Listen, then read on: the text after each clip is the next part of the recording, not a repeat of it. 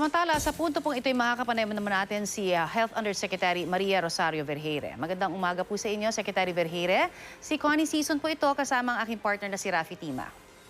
Good morning po. Ma'am, sa ngayon po ba ay kasado na ang rollout plan para po sa pagdating ng COVID-19 vaccine? Yes, ma'am. Sinasagawa na po natin ito. We are directly coordinating with the local government.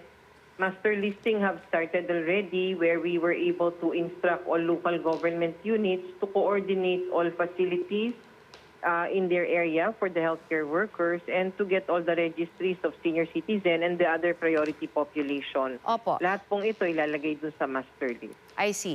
Yung pong donation ng China na 500,000, linawin lang ho natin, kanino ho ba nang galing ito? Sinovac o Sinopharm? Kasi magkaiba ho itong kumpanya. Sinasabing yung Sinopharm ay isang privately owned company habang ang Sinovac ay government-owned. Tama ho ba yon?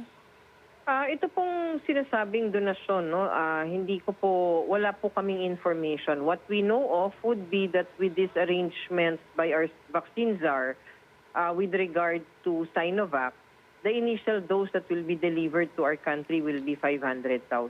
Okay, yung 500,000, pareho lang din po ang priority ng pagbibigyan po nito. Meron na ho ba tayong identified na mga areas kung saan po muna mabibigyan sila nito pong mga bakuna na ito? Yes po, ma'am. The priorities will not change, no matter what type of vaccine. So yung priority areas po natin, para dito, mayroon ho tayo based on the recommendations of experts. Yun pong matataas ang kaso sa ngayon. No? So meron na ho tayong listahan yan. Right. Wala hong nadagdag doon sa listahan dati? Wala pa ho. Wala. That's the same list that we have right now. Okay. Yung issue pa rin po doon sa brand at presyo pa rin po ng bakuna na bibilhin po ng pamahalaan. Marami nagsasabi na ipatigil muna, particular na yung sa Sinovac dahil maraming question. Ano ho ang detalye na po pwede ninyong mabigay? Is it still, are we still going to pursue that, particular na dahil Pebrero na ho ang dating nito? Well, it is really Secretary Galvez who knows all of the details. But what I can tell you would be na kung ano man po yung mga presyong nilalathala po sa mga media sources and platforms, ito po hindi yun yung totoong presyo that we are negotiating for and the negotiated price that we have. Okay. Katulad ng sabi ni Secretary Galvez, it's less than 700 pesos. Opo, pero nanggaling din ho kasi kay DOH Secretary yung sinasabing mataas na presyo na kalaunan naman ay sinabi po ni Secretary Roque na fake news naman daw. Ano ho ba ang lagay po tungkol po dyan? Yes, I'd just like to explain on that, ma'am. Nung lumabas po yung mga presyo na yan, iyan po ay galing sa DOH nung nag-budget hearing kami. I think that was last July.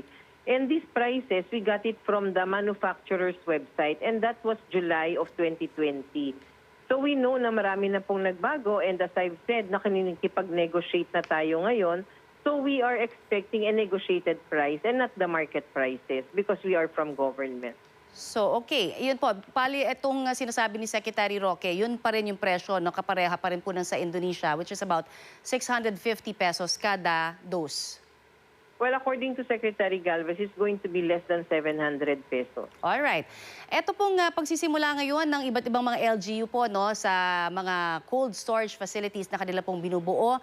Ano po ang direktiba ngayon ng DOH para matiyak po na hindi masasayang yung mga i-deliver na mga bakuna sa naturang mga pasilidad? Yes, ma'am. We will have this standards for a storage facility. Yun pong 2 to 8 degrees na mga types ng vaccines at yung existing storage facilities natin, yan po ay marami na po ang meron tayo ngayon na mapa na natin, we have that. But for this vaccines na merong -20 at saka -10, 70 na requirement, ito po yung tinitignan natin na mabigyan natin ng standard so that if ever local governments who would want to have their own, they have to follow the standards so that we can maintain the potency of the vaccine. Yusek, may karagdagang katanungan po ang aking partner. Good morning po. Si Rafi Tima po ito. Opo, if you can, Yusek, pwede po malinawan kami tungkol sa non-disclosure agreement sa mga usapin katulad po nitong pagbili ng bakuna. Ano bang rationale behind this? Kasi pera ng publiko yung ginagamit dito pero kailangan pa ng NDA with the companies. Pwede nyo bang maipaliwanag sa amin ito? Yes, sir. It's something na kasi po ang manufacturers, ibibigay na nila lahat ng detalye nila sa amin once we sign the confidentiality disclosure agreement. And with all of these products under development, meron po silang marketing strategy to ayaw nila na ma-disclose yung kanilang detalye because their products are all in under development. So there is competition na iniisip nila, madi-disclose yung kanilang mga information which are confidential just for their product. Ayaw po nila yon. So hanggang sa hindi po nakakapag-effect ang negosyasyon with a government, for example, like us, hindi po natin pwedeng ilabas itong mga ganito because of, as I've said, marketing strategies.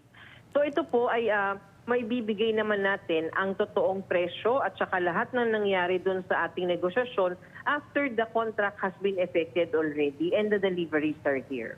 So yung mga presyo pa na kanila ipinapublish doon sa kanilang mga websites, nabanggit nyo, nakuha ng DOH yun, doon mismo sa manufacturer's website. So ito pa mga ballpark figure lang ho ito. Hindi talaga ito yung mga presyo kapag ka nag-negotiate na yung mga gobyerno. Tama po yan, because when you negotiate, especially for government, may mga special discounts po ang mga gobyerno dyan. And kapag kanilang ipinost yan, and therefore competition will be there, no? Yung kakompete nila, pwedeng ibaba pa para mas puli na ibang gobyerno. So these are marketing strategies and we have to respect that also for manufacturers. Of course, naintindihan naman po siguro ninyo yung agam-agam ng taong bayan dahil nga pera yung pinag-uusapan dito at taong bayan din yung magbabayad. Maiba lang po ako ng usapin na Yusek. Ano na po yung status na isinusulong ngayon ng Philippine Red Cross na saliva test for COVID-19? Nakapag-sumiti na po ba sila ng datos doon sa kanilang pilot testing? Yes, sir. Bukas po, meron po kami meeting with them at 1 o'clock. They will already present their finalized studies sa ating laboratory expert panel. So once na ma-approve na po yan, it will go through the process of the Health Technology Assessment Council para magkaroon lang ng positive recommendation for the Secretary of Health so that we can adapt. But isa pong bagay na kailangan mangyari din ay may register po yung testing kit na ginagamit sa saliva specimen para magtuloy-tuloy na po ang pag-adapt natin ng protocol. So sabay po ito, yung pagtingin nyo po sa datos at yung registration sa FDA? Yes, we were able to advise PRC already before that they should start registering the kits, yung manufacturer ng kits na yon. And ang alam ko po, nakapag-submit na po sila nitong registration na ito. So within this week, meron na po kayo tayong makikitang approval para dito sa saliva test?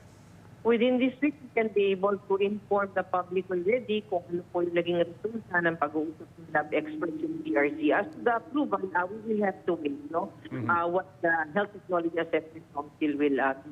Okay. May update na po ba kayo dun sa 8 pasahero naman na mula sa Emirates flight na nagpositibo rin sa COVID-19?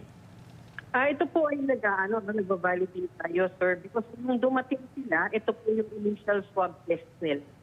And then we need to re-swab all of them, all of these passengers inside the plane. So pinadala na natin yan, aantayin lang po natin lumabas lahat ng resulta. Though yung iba po, hindi pa rin namin nakakausap at hindi pa rin namin napupuntahan because their contact numbers hindi po siya nakakapasok. So kailangan po namin hanapin ito. But most of them will swab the ring.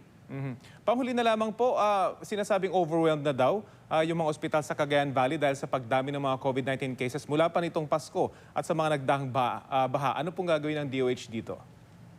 Gusto ko lang klaruhin, hindi naman overwhelmed. They're nearing that high-risk level. And hindi po Cagayan Valley ang nakasala po sa amin.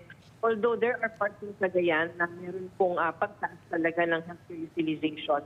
We're trying to prepare and have been prepared already. Kinakausap po natin yung One Hospital Command so that the private facilities also can help out at makapag-dedicate ng beds.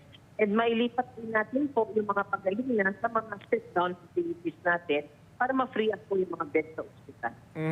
Pahabol naman po na tanong, may plano ba na kukuha ng non-medical personnel tulad ng teachers para po tumulong sa vaccination program at kung volunteers, ibig bang sabihin talaga nito wala silang sweldo?